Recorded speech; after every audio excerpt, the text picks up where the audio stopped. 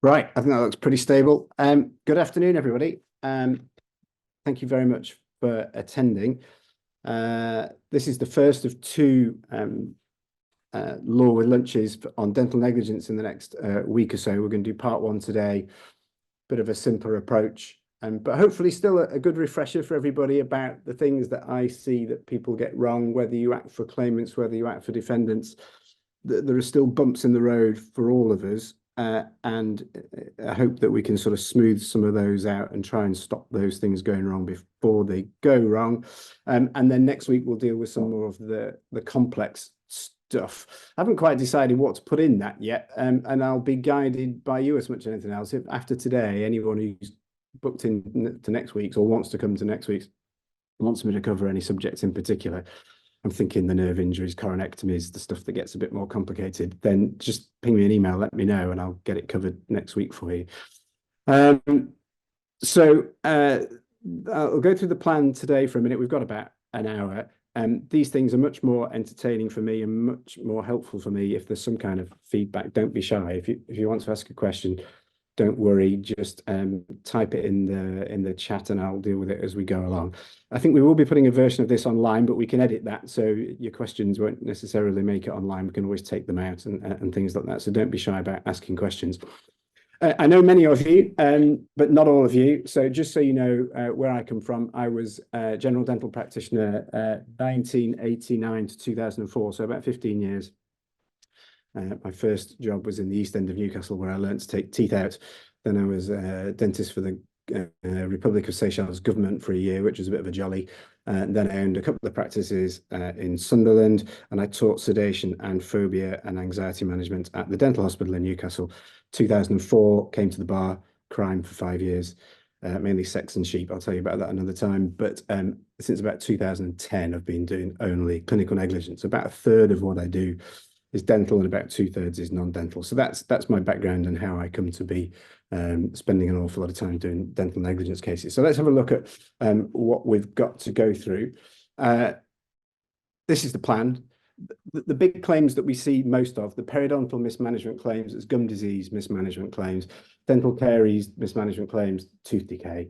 A word on experts and questions. So those are the big two that we see the most of. We are seeing more implant claims.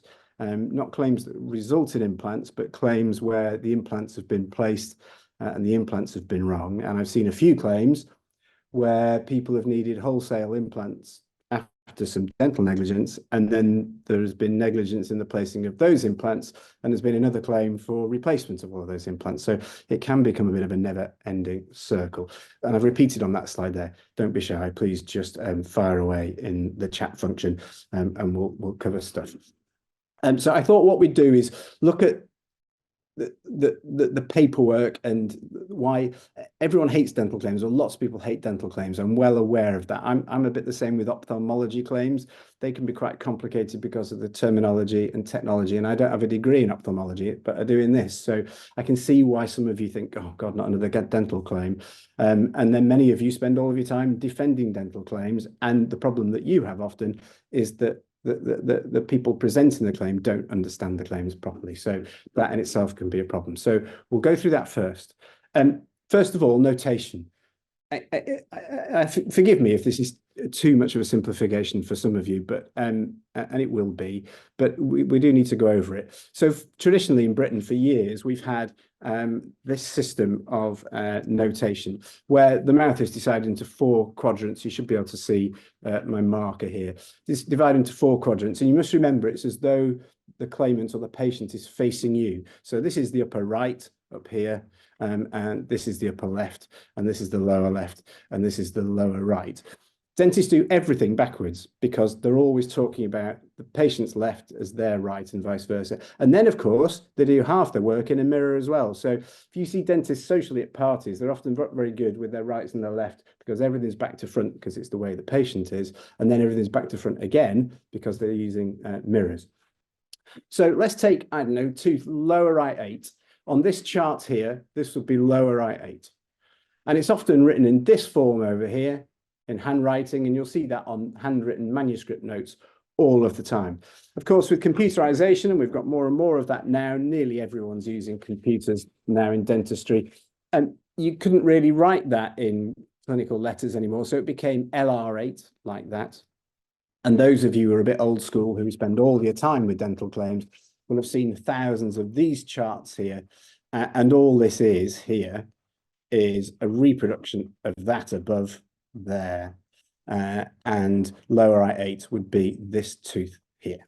So they're all the same thing. And one thing people often don't understand about this chart is that directly under the numbers and above the numbers, that's how things were at the first checkup.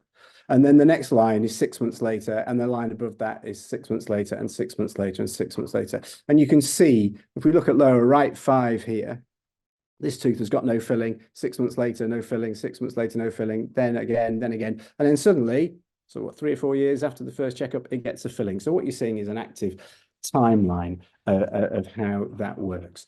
So as if that weren't complicated enough, there's then an international system, which is different to the British system. And this will complicate things again. Here, what they did was start at the top right and just name every tooth, 18, 17, 16, all the way along, and then up to the top left, nip down to the bottom left, and come all the way back.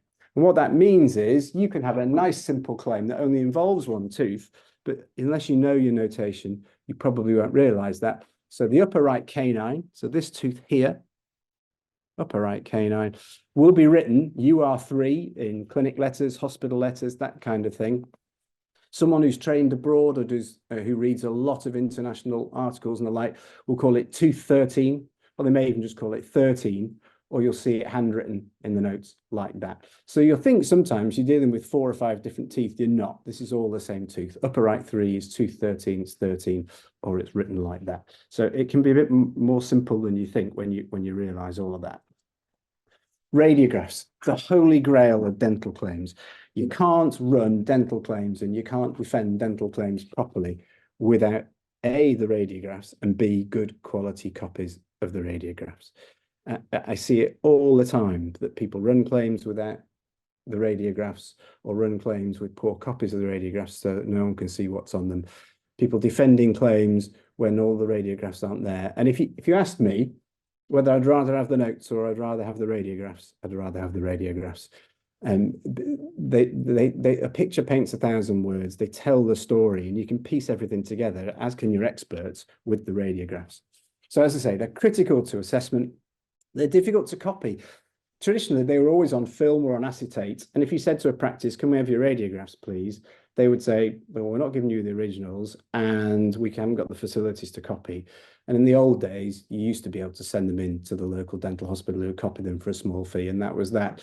The indemnifiers, you guys have to do a lot of it, the copying as well these days. But thankfully, many more people are taking digital radiographs, and it's much easier for them to be disclosed. Don't ever trust what you see in a radiograph until you know it's the right way around. This is a massive problem with acetate films, and it's still a problem with digital films as well. And very often, what you think is top left, it's not, it's bottom right, and vice versa. And sometimes you can be halfway through a claim when you realize something isn't making sense. And that's because an expert has assumed that a radiograph is right-sided because they were told it was right-sided. When in fact, you look at it and you think this doesn't stack up and it's the left side, but it takes a while for that to dawn. OPGs and OPTs, these are the big X-rays. So if you go to the very first slide, one of these, that's an OPG, an orthopantomogram. Sometimes people call them OPTs. They will be marked and you'll see that this will say that that's right. So you never get those wrong. They're always marked. There's never an issue with those. I'm talking about the small intraoral radiographs. Now on the films and on the acetate ones, there's a little clip. If you hold the thing in your hand, there's a little braille dot almost, which pops out towards you and that tells you which way round it is. So that was never a problem. And then very often you are left correlating them with the dental chart and thinking, well, hang on a minute, there's a gap at upper left 6, but on this X-ray, which was taken after upper left 6 was extracted, I've got an upper left 6, and that rings the alarm bells that what you've got is an X-ray that's the wrong way around. Here's an example. These are called bite wing X-rays because in the old days, there used to be a little tab of paper here. You can see a bit of plastic in this one. that the patient would bite on, and that would hold the film in place. And it gives you a good, high quality, detailed view of all the top teeth and the bottom teeth. For those of you who've been doing this for years, you already have spotted this decay in the back of upper right 6 here. In the distal surface of upper right 6, you can see that there's decay there. And then one of the truisms of modern dentistry is that decay nearly always mirrors itself. And if you see decay in the distal surface of upper right 6, you won't lose much money if you bet that there'll be decay in the distal surface of upper left 6. And sure enough, just as an example, this is just an X-ray I pulled up today. Just as an example, you've got mirrored decay. You can see bone levels here. You can't see gum levels. X-rays are stopped by very dense material. So the enamel cap on a tooth, the enamel crown, will stop X-rays. The dentine inside is softer. It will stop some X-rays. Gum doesn't stop X-rays really. And so the gum level will be about there, but you can't see it. But you can see the bone here. Okay. Right, missing records, the bane of every litigator's life in dental claims. And let's look at why it happens and what you can do about it. First of all, you're not dealing with a hospital trust that has a disclosure department, a documents department, records department. You are dealing often with a small organization that, if you're a claimant solicitor, is very grumpy to hear from you, doesn't want to hear from you, and doesn't want to know. And if you're working for an indemnifier or for a defendant solicitor, they've probably been bored to death by it for months and months and months already, and they don't want to hear about it anymore. So you're not dealing with a well-oiled machine. In the practices I owned, someone would just basically shout at a receptionist. I don't want to be too pejorative about it, but shout at a receptionist, say, can you send them the records? And someone without any training at all will just send them whatever they manage to print off that day. They've got little or no idea what disclosure is. They're probably unable to interrogate their own computer systems properly. Lots of practices still don't back up their computer systems properly, still don't use them for anything more than they need to. And these days, the records are not just in one place. They're often on different tabs, and you'll see screenshots occasionally, and you've been sent a screenshot, and you can see there are other tabs, and you can see you haven't been sent screenshots of those, and there's some diamond notes in some of those. So as a minimum, you need these. You need the clinical notes, which is what's written by the dentist, the therapist, the practitioner. Reception notes often appear at the very start, and this is a record of phone calls and chasing and shouting at people for missing appointments, that kind of thing. There'll be the financial transaction notes, where you can work out who's paid for what. Often claims will be brought in contract and in tort, so you'll need to know what the financial arrangements were. This is really important stuff. We're going to talk about BPEs in a minute, basic periodontal examination. We're going to talk about that when we talk about perio claims. And the BPE scores and the orthodontic assessment notes are very often not here. They're somewhere else. And the number of claims I've seen that run and litigate and get well into litigation, and one of the allegations is there are no BPE scores, even though it says in the note, BPE score recorded, you didn't record it. That's a very common allegation. Then 6 months later, a year later, someone says, oh, we did record them, and then they show up. You do not want to be running claims on that basis if it turns out that after all there were BPE scores. You do not want to be defending claims on the basis that you didn't take any BPE scores or your member didn't take any BPE scores, whereas in fact they did. And the practice will tell you till they're blue in the face that they've given you everything, but very rarely have they actually given you everything. So you need to be quite bullish and bold with them and almost lead them by the nose to where you think it will be. You want the appointment list? This is very important as well. A claimant may say, oh, they didn't ever send me an appointment for this, that, or the other. I never went back, and look what happened to me later. But then you get the appointment list, which you weren't given first time round, and you'll see that they failed to attend for 5 or 6 appointments. Equally, if you're defending these, you want to know that immediately if the claimant wasn't turning up. There will be treatment plans. Very rarely are they sent straight away. There will be NHS forms signed by the claimant. At radiographs, we've talked about. Models are part of the clinical record. These days, they tend to be scanned, or so that they sometimes take impressions, make models, and then scan them, throw the models away, or they take scans from the outset. And clinical photographs. Clinical photographs seem to get forgotten from the list. They're often stored elsewhere. They're often still on the camera. still on a disc that the practice is using, and they're often not allocated to the claimant's record. So they could become somewhere completely distant. And of course, like I said, a picture paints 1,000 words. If the notes say photographs were taken, you should be asking questions and saying, well, where are they, please? Okay, so that's the sort of stuff that's missing. And very often things come to me and that isn't there. And for either claimants or defendants, the silver bullet can be in some of those missing documents. Okay, 2-second breather while we move on to periodontal claims. Mark Parisi is well worth having a look at his dental cartoons. He's a very funny man. He loves a bit of dark dentistry. Right, periodontal mismanagement claims. They're the most common claims we see.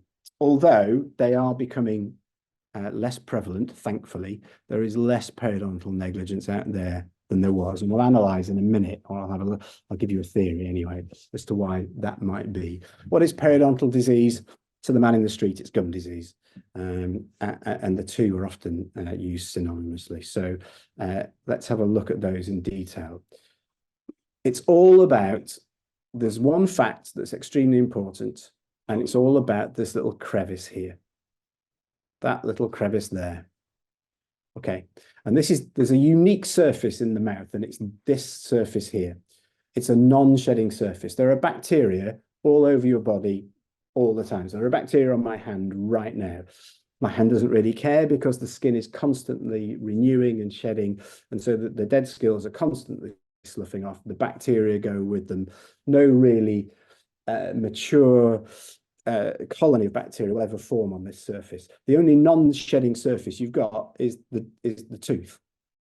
And if you get bacteria building up on that, and your patient or your claimant is not getting rid of that bacteria and that plaque, then you are getting a more and more mature colony of bacteria.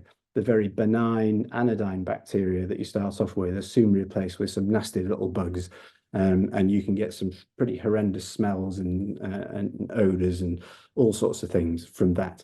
And it's the fact that it's a non-shedding surface that causes tooth decay, as we'll look, and it causes gum disease. And in this little crevice here, bacteria will sit. And unless the bristles of the toothbrush go into that crevice, you will get a mature colony of bacteria in there. So you'll see lots of people brushing their teeth with the bristles parallel to the floor, whereas really for your bottom teeth, you need to be pointing down a bit to get in that groove, in that crevice. For your top teeth, you need to be pointing upwards a bit. People don't know that. So we get gum disease. This is what happens. Here's your little groove. If bacteria get in there and they aren't removed by a toothbrush, they'll start to work their way down. You've got a little ligament here, which surrounds the tooth, almost like a hammock, it's like a shock absorber, if you like. It absorbs some of the pressure when you're biting, and it provides some resistance. Once you're down 3 or 4 millimeters under here, and there's a groove that's 3 or 4 millimeters, then your toothbrush is not going to get past that. And you can see here the gum starts to get red because you get an immune response to these bacteria. And then these bacteria sit there for long enough, the plaque sits there for long enough, and it starts to calcify the same way it calcifies in your kettle, the same way it calcifies on your hot tap, and you get calculus or tartar or scale. And that's a rough surface, and the bacteria love it all the more. And so you get more bacteria, and eventually it starts working its way down this surface, and you can start to see here bone loss. There is a massive immune response going in here, and you've got white blood cells fighting it out with bacteria, and lots of toxins produced as a result, and those toxins destroy bone. And you can see down here, bone is going further and further, and over years, and this does take years, over years, this bone is lost, and this tooth will start to move around. And if it isn't detected by dentists early, the first sign is that people will come in and say, my teeth are wobbly, or gaps are appearing between my front teeth. Can I have some braces to fix them, please? And that's when the alarm bells should be, uh-oh, it's too late, and we've already got tooth movement, and it's not braces you need, it's remedial periodontal treatment. So that's what gum disease is. What causes it? Plaque and bacteria, I've already said that. The non-shedding surface, said that as well. Calculus, tartar or scale, this is further on in the process. And once you've got calculus, tartar or scale, you're not going to remove it yourself. A dentist needs to do it. They generally use ultrasonics, put a little metal ultrasonic probe in that groove, vibrate it at God knows how many vibrations a second, and the tartar will break up and come off. Smoking, massively important in periodontal disease, and of course of great interest to all of us who litigate these things. It makes a massive difference to the blood supply in the gum and the immune response, and it's hugely important. Genetics.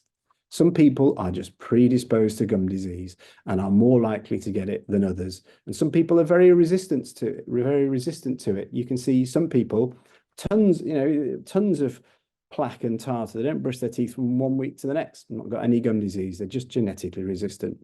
There's some evidence that stress is involved to some extent, and there's some evidence that tooth grinding, bruxism, can be involved as well, although the evidence is a bit weaker for that, and we needn't trouble ourselves with that today.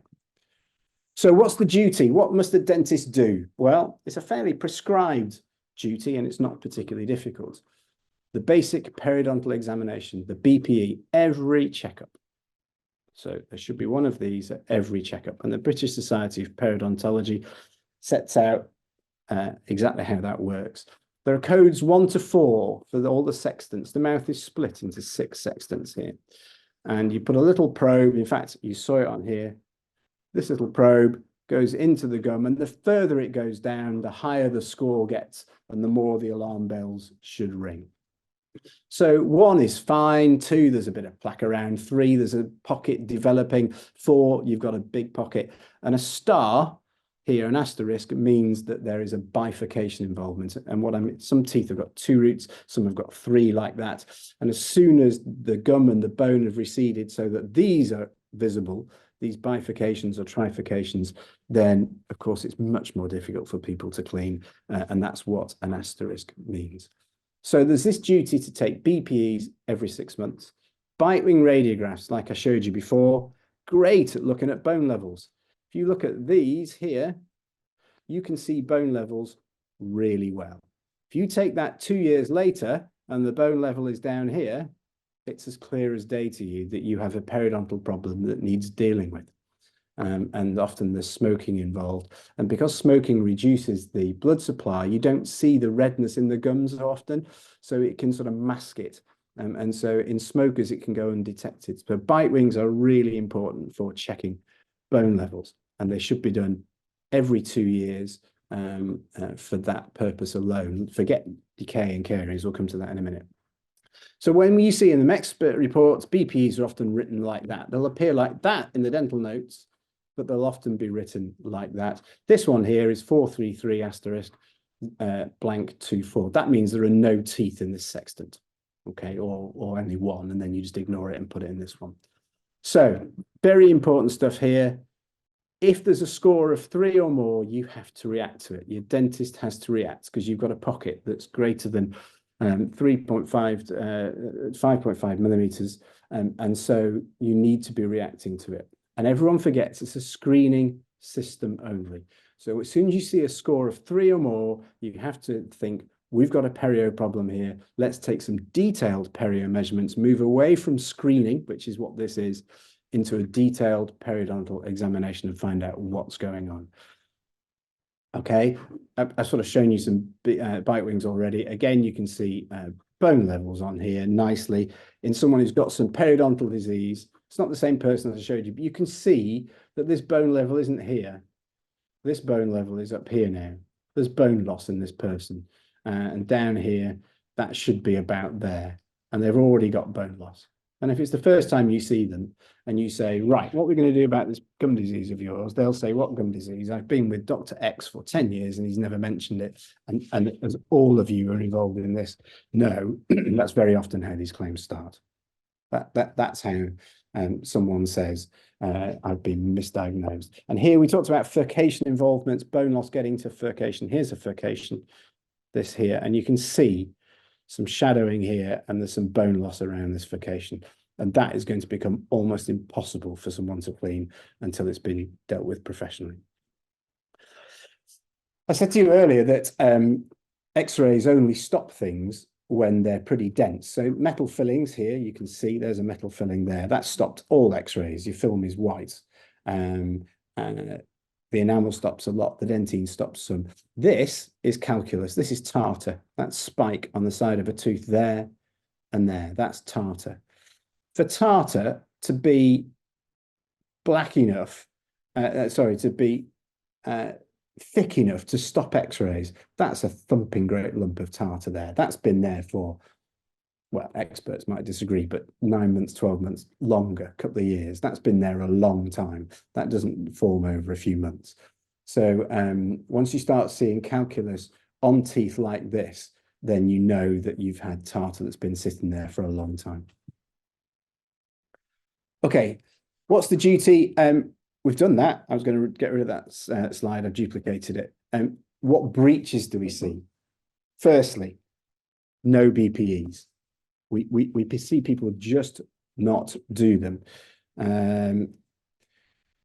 And you will all be sitting there thinking, why? If Mike's right here and it's been well established for donkey's years and it's a nice simple screening system, why is everyone not doing it? My theory is this. First of all, I qualified in 1989 and we weren't taught it at dental school. It came along in about 1989, 1990. And pretty much as we left the building, they said, all right, come back, you lot. There's this new thing called, and it had a slightly different name then, but it's basically BPEs. You need to be doing this. And this was a time when there was no compulsory CPD for dentists either. So you had a whole load of dentists qualified in the 70s or 80s who then didn't have to do compulsory CPD, didn't know anything about gum disease and BPEs and all of that kind of thing. So there's that whole tranche of dentists who are thankfully coming to retirement now. Lots of my cohort are at retirement, nearly at retirement, so they'll all be out of the way. So lots of them just don't know about it at all. Then we see what I call lip service BPEs. This is where people were taught about it, but didn't really understand its significance. And they will say, oh, there's a BPE of 222, 222, because they can see some plaque and tartar, and they're not really getting in and probing properly. They're paying lip service to the ideas.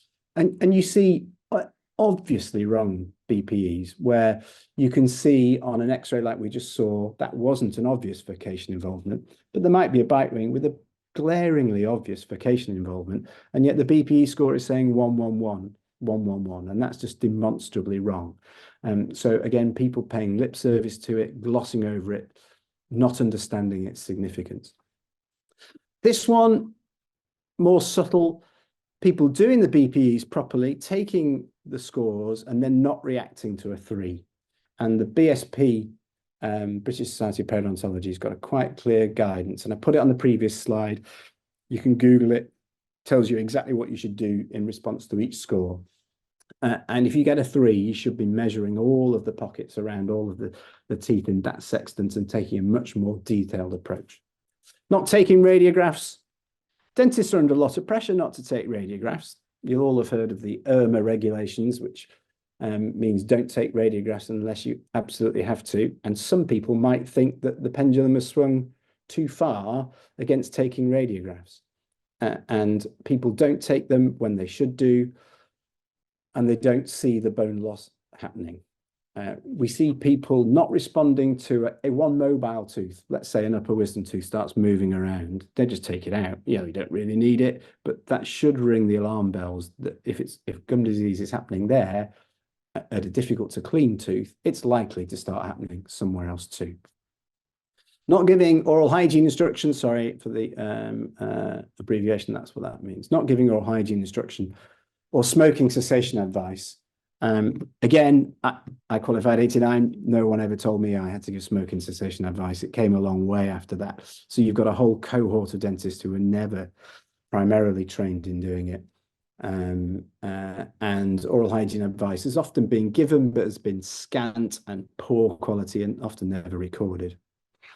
If you've got deep pockets and if you've got calculus that you can feel with a probe and you can see it on X-rays, you need to do this. It's called RSD, root surface debridement. You need to be getting in there with ultrasonics and getting that stuff off. You can do it with hand instruments. Patients don't like it. It's quite uncomfortable.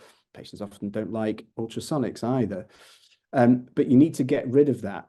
Then all of that swelling in the gum will snap back down. The redness will disappear after a day or two. The gum will tighten up its collar on the tooth, but at a lower level for the lower teeth and at a higher level for the upper teeth, because all the swelling's gone out of it. And the tooth looks a bit longer, but that doesn't matter because the crevice is now 2 millimeters deep again and can be cleaned by the patient. It's not 5 millimeters deep and they can't get in there with their toothbrush no matter how hard they try. So that's the aim of treatment. Get all the junk off the surface, snap the collar of gum back round, and then make sure that once you've done that as the dentist, your patient is going to maintain that and not let those pockets open up again. What else do we see? We see calculus left behind. So we'll see notes that say exam, scale and polish, and then an X-ray is taken and the X-ray shows thumping great lumps of calculus that just haven't been removed. Or we'll see exam, scale and polish, bite wings 6 months later, which show calculus that must be a couple of years old because it's enormous. And you're under the gum. It's not easy to see, but it can be done and it should be done properly. But again, patients find it uncomfortable. Patients often don't like hygienists as well, because hygienists are single-minded about getting rid of calculus. And we'll often ask the dentist to do the scaling because they find the hygienist uncomfortable, and hygienists can be a bit bossy and shout at people. And so they get the dentist to do it, and dentists are not as good at getting calculus from surfaces as hygienists are, and they don't like their patients being upset and unhappy with them for being uncomfortable, and they don't do it as well. So your initial response is you see a score of 3 or more, do some detailed measurements, do your root surface debridement, get it all clean, then send them away with the flea in their ear with good oral hygiene instruction, get them back and reevaluate. So you've got this duty to reevaluate, remeasure, and see if it's been getting better. And if it hasn't been getting better, the duty is to say, I've done my best, I've done this properly, I've given you all the tools you need to do it properly, this isn't working, and you need to refer them off to someone else. And say, I've done all of this properly, I've given them all the information they need, it's not refractory periodontal treatments, it's not getting better, send them into a dental hospital, send them to a specialist. Very often it'll be the patient's fault. They're just not working hard enough. Then they haven't had their epiphany. Someone with periodontal disease needs an epiphanous moment where they change their lifestyle, change the way they're cleaning their teeth. They go from 30 seconds a day to 12 minutes a day. They need to become obsessive. Some of them become obsessive and many of them don't, and they will just get worse. But the duty on the dentist is to spot the people who are not getting better and to send them off and refer them. Okay, so breach of duty is often straightforward in that there either are or there aren't any BPEs, there either are or there aren't any bite wings. Very often it's blindingly obvious whether the BPEs are right or wrong. So there's not often a massive fight about breach of duty. Causation is a big thing because dentists don't cause gum disease. Patients cause gum disease, or genetics, or smoking, or poor plaque removal causes gum disease. But dentists have got a duty to spot it and treat it and intervene. So you get a whole dispute about smoking. If good smoking cessation advice is given and people don't stop, you're obviously into full-on causation arguments, contributing negligence arguments. What if there's a poor response to oral hygiene? You're giving them all the tools and giving them all the lectures and they're still not doing it. Whose fault does it become then? Poor response when they see a new dentist. Now, this is interesting. Very often the claim goes like this. I was with Dr. X for 10 years and Dr. X retired and I saw Dr. Y who said, how long have you had gum disease? And I'd never heard of it and didn't know what they were talking about. So I'm suing Dr. X for not diagnosing, treating my gum disease. That's standard. You will all see that all day, every day. What then if patient with Dr. Y gets all of the RSD that they need, all of the advice that they need, smoking cessation, oral hygiene advice, see the hygienist all the time? What if it doesn't get better? You've got a full causation argument if you're defending these and saying, well, look, you've been beautifully cared for the last 4 years and look at your bone loss progression. It's just getting worse and worse and worse. Breach of duty actually doesn't matter because even when beautifully treated, your periodontal treatment, your periodontal condition is deteriorating. And so it's not related to the breach. So that's important for defendants. It's important for claimants because you can have claimants who will scupper their own claim because they just don't stop smoking, or they don't brush their teeth when they're with new dentists as well as they should be. And it leaves the door open for a defendant to say, it doesn't matter what I told you or didn't tell you, things are still getting worse. So we see a lot of that. I've talked about contrib really, and there are cases on contrib in oral hygiene and in smoking. But there is a disease called aggressive periodontitis. We won't go into that in detail today, but it's pretty rare, but it does affect certain surfaces of teeth and has a sort of strange pattern, and it can be really quick. And you do see cases where the expert will say, I wonder if this is aggressive periodontitis.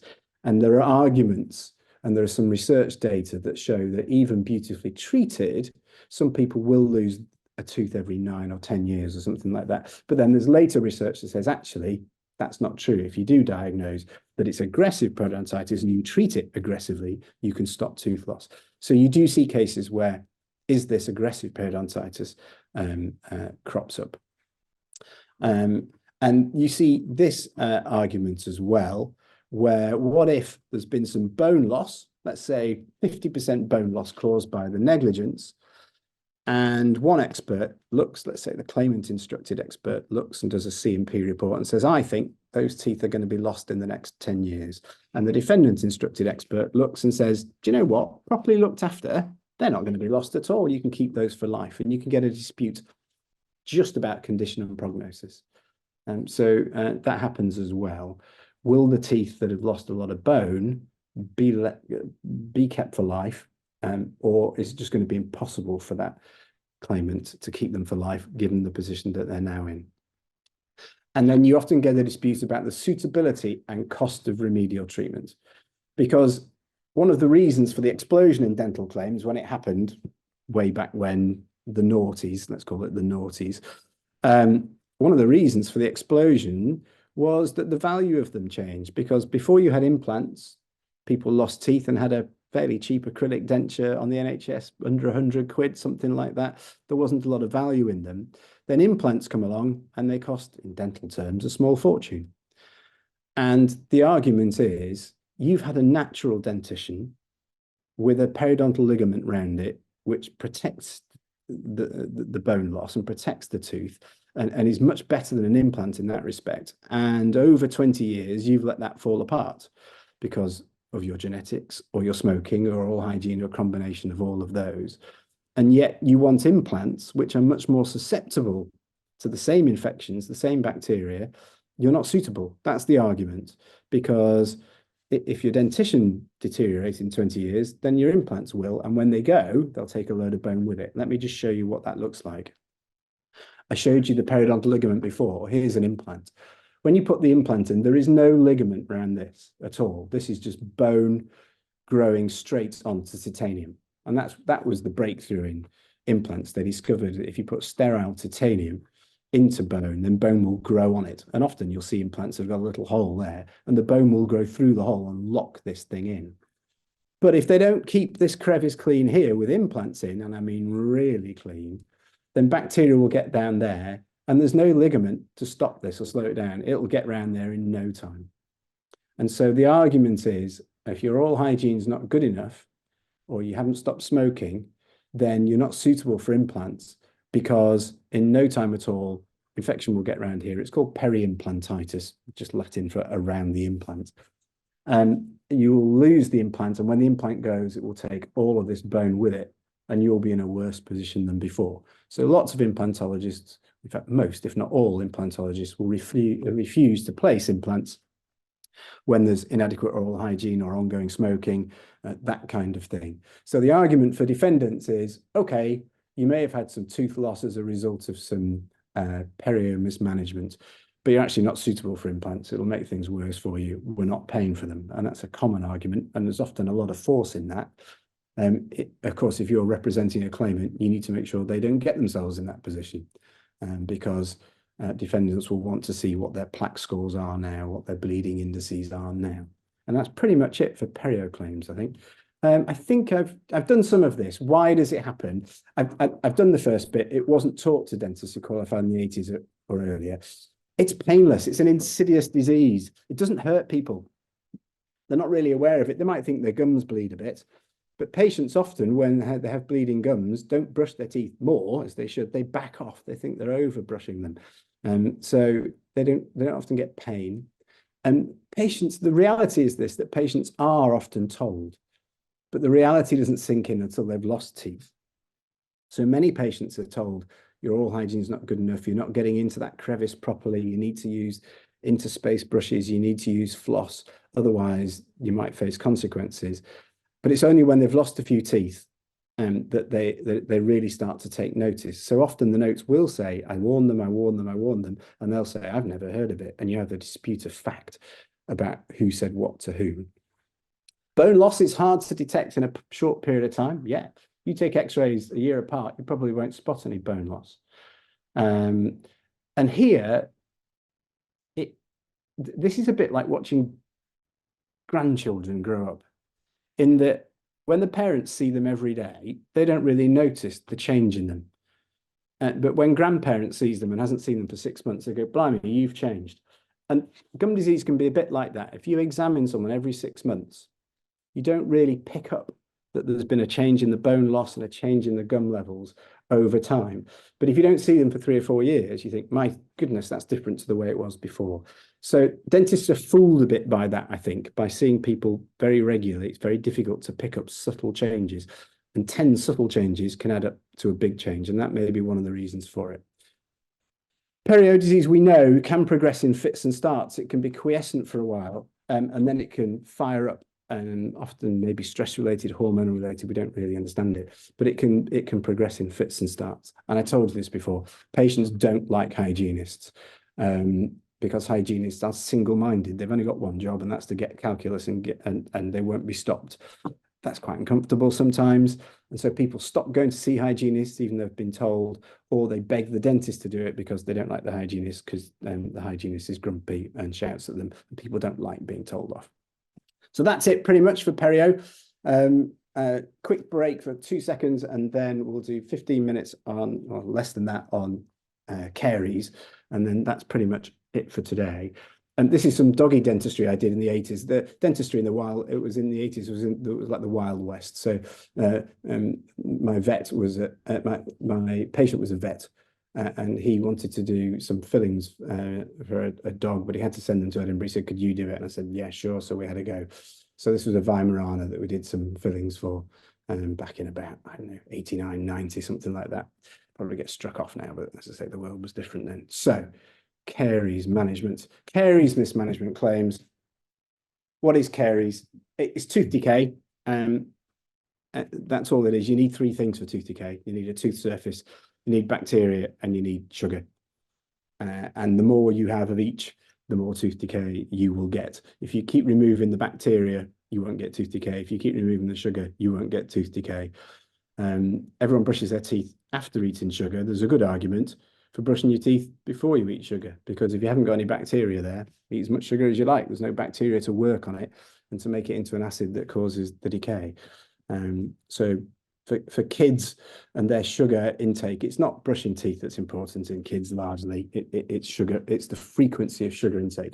Every time you take some sugar in, the pH in your mouth drops for about 45 minutes and slowly comes back up to normal. If kids have a sweet, drop their pH, and then half an hour later have another one, and then half an hour later have another one, that pH stays low all day. You've got decay in no time. If you can get their pH back up quickly, so get all the sweets in their mouth in 4 minutes, wait 45 minutes for the pH to come back up, or give them some milk and get it back up, fine, they won't get tooth decay. So it's all about bacteria, sugar, surfaces. So this is what caries looks like. Enamel is tough stuff. It takes a long time for decay to get through enamel here. Once it hits the dentine inside, you can see that this changes and it sort of mushrooms out sideways. And it mushrooms out sideways because dentine is softer, so it's taking off in the dentine, even though there's often quite a small hole in the enamel. The bacteria get into the pulp, and you get the normal immune response here. The same as if you get an infected cut on your hand, it gets hot, it gets red, it gets swollen. It can't swell inside a tooth. It's surrounded by hard material. So the immune response here causes the pressure to rise inside this tooth. And the pressure eventually will be above the blood pressure. So you've got blood flowing in here all the time and flowing back out again. And if the pressure in here rises enough, this blood won't be able to force its way in, and the blood will stop flowing in here, and this tooth will die. This nerve tissue dies. So tooth decay eventually becomes more than a bit painful, becomes extremely painful. Classically, proper phobics will avoid the dentist for 3 or 4 days, not sleep for 3 or 4 days, and then the pain will stop because the nerve is dead, the pulp is now dead, and they'll breathe a sigh of relief. They still don't have to go to the dentist. They've ridden it out. But 6 or 8 weeks later, or maybe even years later, eventually the bacteria will get into the bone and they'll get a different pain. They'll get an abscess, they'll get bone pain. And that's how dental decay works. Tiny hole at the top, mushrooms when it hits the dentine. Once it's into the pulp, you're in trouble. And you have a thing called occult caries in fluoridated areas. Newcastle, where I am now, is a fluoridated area. The water's been artificially fluoridated here since the 60s. And what you see is a tiny hole in the surface because the enamel's rock hard because of the fluoride in the water. It's incorporated into the tooth. You know, in utero, these teeth are being formed, or certainly in the first few years of life. And the fluoride's in the enamel and it's rock hard. So you get a pinhole in the enamel, and often you can't see it. And yet there's a thumping great hole later in the tooth. And I can show you a picture of that in a minute. What is the duty? For dentists? Examine visually. You need to look at these teeth carefully, and you might have a tiny pinhole, as I say, but you'll see shadowing underneath. You need to pick that up. You need to probe. Controversial, because I was taught that if it holds a probe, i.e. if you can stick a probe in it and it will stay in there, there's a hole, fix it, fill it. Then in the 90s, they were a bit less dramatic. It was, well, are we making things worse by probing incipient holes and actually making them into frank holes? So that they backed away a bit from probing. Radiographs became easier, better. So it's a better way to do it. Those bite wings I showed you before, you can pick up decay in between teeth where you can't see very well visually. You can pick up decay in fluoridated areas where there's a tiny, tiny hole in the surface. You need to assess the risk level. You need to look at how often people are getting holes. Are they at high risk, low risk? And that informs how many times in a 10-year period you'll take x-rays. You need to prevent. You need to give them oral hygiene advice. More importantly, in caries, dietary advice. Cut down that sugar frequency. Not necessarily the sugar volume, but the sugar frequency. And fluoride, topical fluoride in toothpaste, in varnishes that the dentists can apply, that patients can buy. So those are the duties. What breaches do we see? Number one, not taking bite-wing radiographs every 2 years. It's mandatory every 2 years, even for people with a low caries incidence. For higher risk patients, it's more frequent than that. You'll find this online. If you search for the Faculty of General Dental Practitioners selection criteria for dental radiography, you will find their criteria for how often you should take radiographs in adults and in children. And you almost don't need an expert. You can just look at it and go, you should have taken x-rays every 12 months. You didn't, and look what happened. Obviously, the others, not assessing diet or giving diet advice, particularly in kids and young adults, they need to be filling in a diary, a food diary of what they're eating. And here, it's the definition of what's not a lot. I used to say to parents, this kid's getting tons and tons of holes in its teeth. What's it eating? What's it drinking? How many sweets? And parents would say, oh, not a lot of sweets. And then when you, excuse the pun, drill into what's not a lot of sweets, it's tons of sweets. It's just their definition of what's not a lot. I had a mother tell me that the kid doesn't drink a lot of Coke. Not a lot was 2.5 litres a day. That mum thought that was not a lot of Coke. What other breaches do we see? Doing fillings and not getting rid of all the caries that's in the tooth. So the tooth is filled, and then someone x-rays it 6 months later and you can see a shadow underneath it. And they haven't got rid of all the decay. And often the cause is this. Often the cause is poor local anesthetic technique. So the local anesthetic's been partially effective. When you're drilling the top part of the tooth, everyone's happy. You start getting near the nerve and patients start saying, ouch, I don't like that. I can feel that.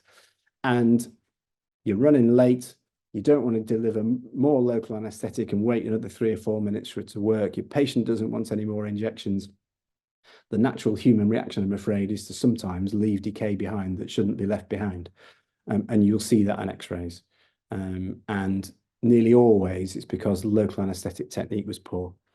And some local anesthetics are dead easy to give in the upper arch, particularly dead easy. Just put it near the tooth you want, it'll work. Lower arch, the bone's much thicker, tricky.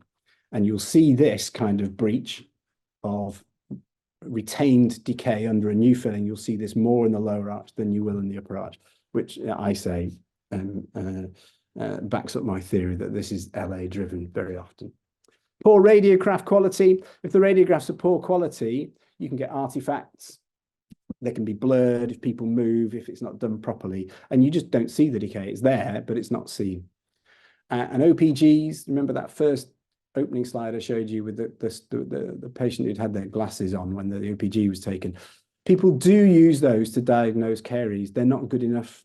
You should be using bite wing radiographs for caries diagnosis. OPGs are not detailed enough. And you've probably all stood in these machines. They slowly spin around your head. Your head isn't circular. Your dental arch isn't circular. So some of it's in focus and some of it's out of focus. So they're just not good enough for detailed caries diagnosis. Here's some bite wings. This one's a bit pixelated, I think, probably just because I've blown it up. But here, detailed. Here's caries, early caries. This is still an enamel here, really. This is caries in enamel. And here, it's hit the dentine and it's accelerating away sideways. So this is not going to be a big filling. Nice, simple filling because you've spotted it soon. Leave that another 6, 9, 12 months. That hole will be there. And there's your pulp, there's your nerve. Toothache time, root fillings, lost teeth, all because this wasn't picked up. Here's a filling. Big filling. This tooth is nearly all filling. Look at the size of that. And underneath it is a blooming great shadow. You are not going to see that at your checkup. You are looking from here. You're not going to see that. The only way to pick that up is with an X-ray. And that's difficult to restore. I said before, here's the bone level, gum levels, probably here-ish. This gum will bleed like mad when you try and fill that. You can't really see what you're doing. I'd eat my hat if that tooth's not in the bin in the next 5 years or so, because you are now getting below the gum. Very difficult to restore that, but you need to detect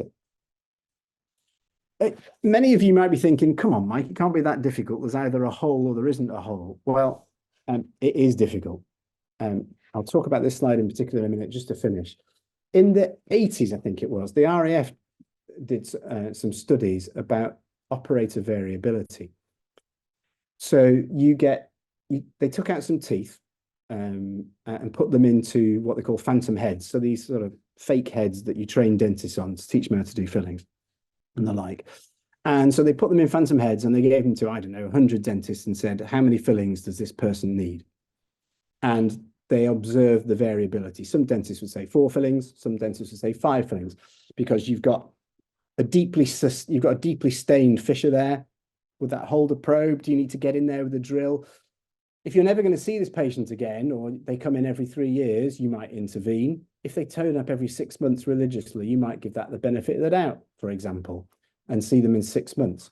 So they did that study about operator variability. And then the RAF did an even better one. They got these phantom head teeth and said to dentists, how many fillings would you give them? And then guess what they did? 6 months later, they gave them back to the same dentists and said, how many fillings would you give them? And surprise, surprise, dentists didn't just disagree with each other. They disagreed with themselves. So they would say in March, I would give this person 7 fillings. And then in September, looking at the same teeth that hadn't changed because they've been kept in a stable environment, they would say, I'll give them 4 fillings. So it is that difficult that you can disagree with yourself. This is a Newcastle patient, so fluoridated enamel, rock hard enamel. You think there's probably a bit of decay there. This is it inside. That is just mush. That golden brown color there, if you get a tiny little spoon, like what they call an excavator, you can just scoop that out, and the nerve is not far below that. So that fairly innocuous looking marking here and here is a thumping great hole. And in fact, if the more carefully you look at it, you can see some sort of shadowing here. This looks a bit too white. This looks a bit too white. And that's because you've got a thumping great hole under there. And you can miss that easily if you don't take x-rays. This almost last slide is an example of, I talked about photographs before. Be very careful in analyzing photographs because it's very difficult to take dental photographs because you're taking photographs of a small, white, wet object in a dark cave, effectively. The flash is going to come flying back at you. And it took them years to be able to work out how to take dental photographs. And they use ring flashes and all sorts of clever tricks to do it. But there's two photographs of the same thing, particularly if there's a claim about veneers or crowns and how good they look, then the photographs can look completely different. This is a before and after photograph of the same person. These are the same 4 teeth. The kicker here is that they're not the before and after that you think. This is the before picture when there are all these fillings here. And this is the after picture when one of my mates, who calls himself the 4th best dentist in the country, had taken all these silver fillings out, amalgam fillings, and replaced them with white fillings. If you look carefully, you can see a little shadow there. There's a pin in there holding that together. But this is high quality dentistry. But the point of this slide is you've got to be careful and take with a pinch of salt what you're looking at, in that you would think that this is the before picture when these teeth are in health, and this is the after picture when they've all been heavily filled, but actually it's the other way round. Oh, yeah, I was going to do a quick word about experts. We've got 2 minutes. Be cautious about experts. I'm going to use this word advisedly. You'll all know why I use this word, because experts use this in certain circumstances. There are a lot of suboptimal experts in this field. There are a lot of experts who don't quite get it, and don't report as well as they should do. There's a whole group who are actually quite good on the phone or in the witness box, but poor in writing. They can be dealt with and trained, but you need to be careful with your experts. Obviously, like for like, keeps flicking back to previous slides. Obviously, like for like, GDP for GDP, implantologist for implantologist, obviously. Remember, there is no implant specialist register. The GDC declined to have one when it was asked many years ago. So there are people who place implants, but there is no separate specialist register for them, like there is for oral surgeons, like there is for restorative, for endodontics, for periodontics. And don't allow experts to report when there are missing documents. This is a proper bugbear for me. What happens is an expert sets aside Thursday morning to do some reports or our reports. They sit down to do it. Within 5 minutes, they've realized half the x-rays are missing, but they've taken this morning off work. They're going to do it no matter what. So they press on and do it, and they shouldn't really. Invite your experts to look first and see if there's anything missing, and then come back to you, and then report at another time when everything's there, because it's a proper problem with experts. I see expert reports all the time. I just say, how have they reported? They haven't got half of what they need. I would get them to tell you, I put it in your terms of engagement, say, please don't report if you haven't got everything. We'll get awfully grumpy with you if that's the case. I appreciate, for those of you who work for defendants, that you're in a different position, but I actually don't like asking experts questions at the outset.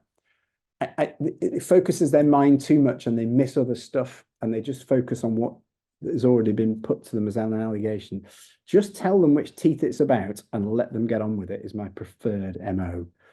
And that way you will get them, they will look into it in more detail, because it's easier when, the allegation is miscaries at upper left 5, not to look at anything else, and not to look at anything else about upper left 5 about that, apart from that miscaries allegation on that one date. Whereas they may tell you a lot more about upper left 5, what happened to it 5 years previously. So I don't like being too prescriptive to them. And for defendants, often you get different allegations in the particulars of claim from the letter of claim. And it's really helpful to me to plead defences if you go back to the expert and say, there are some new allegations that have cropped up, what's your view on those? Because otherwise it sort of hamstrings us a bit as to what to be saying in the defence. Declarations are important. Some judges think it's a poor point. Some judges think it's a killer point. I still see the protocol for the guidance of the protocol for the instruction of experts to give evidence in civil claims it disappeared 10 years ago now. And this week already, I've seen 2 or 3 reports that quote it. 10 years old, that protocol. It was replaced by the guidance in 2014, and people are still quoting it. And I've got first-hand experience of cross-examining an expert and said, why are you telling the judge that you've complied with this when it's 8, 9 years old or whatever it was at the time? My opponent jumped up and said, that's really a poor point. And the judge said, I don't think so. Why should I listen to someone who doesn't know that the rules changed 10 years ago? So make sure the declarations are important. Other counsel or other solicitors don't take your reports so seriously if you're quoting things that are 10 years old. Just make sure that people get it right. And please don't allow L&C evidence to creep into C&P reports. There's a good reason why we don't have L&C exchange really early, because you don't know what's going to crop up later when there's further disclosure and until the case has been formally pleaded. So try and keep L&C evidence out of your C&P reports. Fine as defendants if you're going to, without prejudice, disclose something because you think a claim is misconceived. That's a different point. But if you've got a C&P from a defendant expert, just try and keep any L&C out of it, and obviously for claimants. That was it. That's my hour. I wasn't going to talk about anything else. If anyone wants to stay on, ask me any questions on the chat or just orally, please feel free. I've got a bit of time. If anyone wants to email me and ask me to cover any subjects in particular next week, I'm happy to do so. It's a bit strange doing these Zoom ones because you don't get any feedback and you could all have been asleep for 59 minutes. I don't know. But I hope that was helpful. Doubtless I'll be speaking to many of you soon, and I hope to see many of you next week. Thanks for your time.